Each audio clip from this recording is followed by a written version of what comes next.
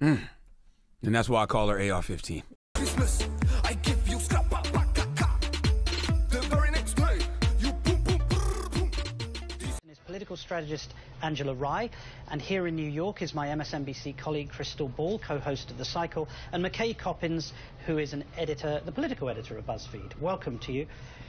Crystal, the National Institutes of Health, I discovered earlier today, is calling the parents of children with cancer, telling them that their last hope, an experimental treatment, will now not be allowed because the government is shut down. I've heard for the last 10 hours Conservatives and Republicans saying it's no big deal. You've got children, I've got children. What possesses people to do that and say this is no big deal when children, terminally ill children, are not going to receive the possibility of treatment? It's really unconscionable and unbelievable, but we saw the same thing with the sequester cuts. You know, they were totally unmoved by the real harm that was done to programs like Head Start and programs like what you're talking about. And the only thing, Meals on Wheels, and the only thing that I can come up with is that they live in a totally different world. So they don't see the people, they don't see the impact of these cuts, they don't feel the impact of the shutdown, and all they really care about is what's in their own backyard. The World War II Memorial, it is important that it be there for our war heroes to go and visit. Of course. They care about that. They care about the D.C. government, which is one of the things that they've proposed reopening because they live there. Okay, so it's a very self-centered vision of what's important in government. It's unbelievable. McKay, the great Ryan Priebus, we just saw him there offering RNC funds. I think it's about $150,000. Do you think it would help if Mothers on WIC support stormed a memorial to draw attention to their needs? I certainly wouldn't hurt. I think that, you know, in every time there's a crisis like this in Washington, there are certain events that become flashpoints in the politics of it. For some reason, you know, the War Memorial may not be the most important, it probably isn't the most important thing going on here, but it was the flashpoint. And yesterday, Republicans and conservatives thought that maybe this was something that could turn public opinion or start to turn the narrative in their favor. But I think that when Reince Priebus went out there after the White House already announced that, look, these war memorials are going to be open now for, you know, for war veterans to come and visit from now on, he still went out there and offered the money. I think that that was a little bit of an over.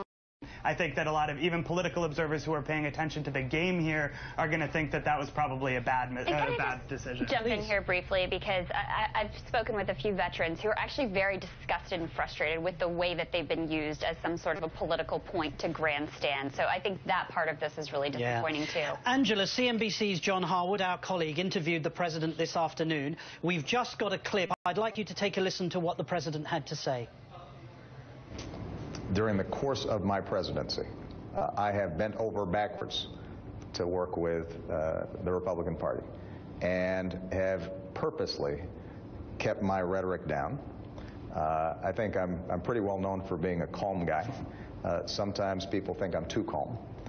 And am I exasperated? Absolutely, I'm exasperated because this is entirely unnecessary. Angela, no doubt he's exasperated, but how long will Republicans go on with this ridiculous and reckless behavior? Well, Martin, you know what's really scary is I really don't know the answer to this. If you would have asked me a couple of weeks ago, I would have thought, okay, maybe a couple of hours of a shutdown just so that they could reach agreement. That is not happening here. You have folks who literally are boycotting, and they see that as their responsibility to the American people. I have no idea who it is that they're even talking to, because if they go beyond the borders of their gerrymandered congressional districts, it's very clear that the American people writ large don't support shutting down the government to protest Obamacare or the Affordable Care Act, which is also ironic because people don't seem to know that they're the same thing nowadays. The other thing is that's tremendously frustrating is initially I was saying, you know, these folks are just doing this because, you know, they were elected to shut down government and they ran on that platform. But Martin, I really think that some of these folks don't know any better. I don't think they understand that Obamacare has been funded. I don't understand that people were literally able to go online yesterday and sign up. I really don't think they know any better, and that's why their constituents don't. Right. McKay, how long will it be before the president is accused of being an angry black man, because he said he is exasperated, Well, I won't be making that accusation. You won't be. That's why you're on this You won't be the broadcast. first one of the It's not going to be long, though, is it? I'm not going to be this one. It's not going to be long, is it? No, I mean, look, I think the politics of this are extremely fraught. You even saw, earlier today, Harry Reid was asked about the cancer patients, and he made a gaffe saying, well, why would we even want to, move things around just to fund that one element of the government? Look, we're going to see a lot. The temperature is going to continue to rise the longer this goes on. A lot of people thought this was only going to last a few hours. It's lasted 2 days now, and there's no end in sight. And I think we're going to see a lot of lawmakers making bad comments going forward. Crystal, the president has said that he is damn well exasperated. Yeah. They've got this meeting, in about an hour and 15 minutes.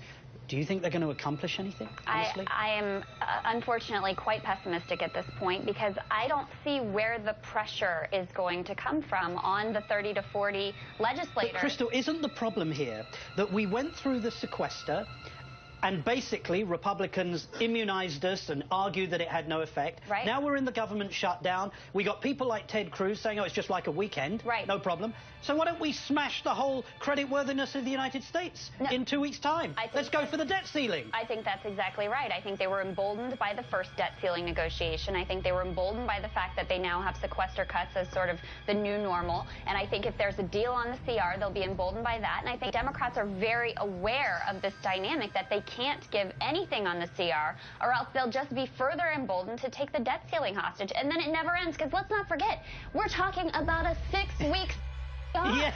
We have this again in 6 weeks? Yeah, we do. How about that, Angela? We have it again in 6 weeks, just in time for small businesses for Christmas. That'd be great, won't it? No, it actually would be terrible, Martin, and I think you know that. I'm saying that facetiously. But I think the reality of this situation is, to Crystal's last point, the fact that we're now looking at sequestration and saying, okay, we'll fund the government at these levels. Democrats are doing that just to get something passed is highly problematic. We've been operating on this continuing resolution after continuing resolution, and the Congress hasn't taken up the specific appropriations measures that they're supposed to. And on top of all of that, policy writers are now attached. It's commonplace to defund Obamacare. It's commonplace to challenge women's abortion rights. All of these things have become norm, and they're not normal. This cannot become the new normal. Final word to you. Republicans are now proceeding with the same strategy they used with the sequester cuts, which was we'll fund the parts that we like. Every time something comes up that is, problematic, we'll fund that. And Democrats aren't falling for it this time, so that'll be a big factor here. Angela Rye, McKay Coppins, Crystal Ball, thank you all so much. Christmas, I give you scrap